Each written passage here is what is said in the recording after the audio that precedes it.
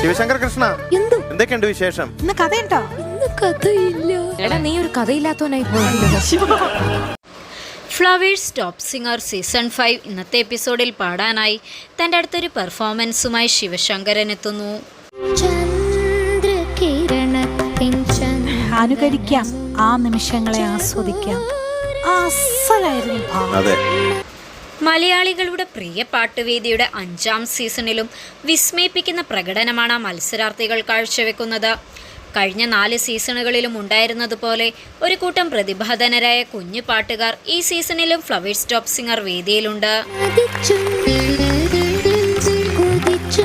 കട്ടിയുള്ള പാട്ട് എടുത്തോണ്ട് വരികയും ചെയ്യും, നന്നായിട്ട് പാടുകയും ചെയ്യും. തുടക്കം മുതൽ അവസാനം വരെ ആ കൺസിസ്റ്റൻസി നിലനിർത്തി അതിമനോഹരമായ ആലാപനത്തിലൂടെയും രസകരമായ സംഭാഷണത്തിലൂടെയും ഫ്ലവേഴ്സ് ടോപ്പ് സിംഗർ പ്രേക്ഷകരുടെ ഇഷ്ടം നേടിയ കുഞ്ഞു ഗായകനാണ് ശിവശങ്കർ.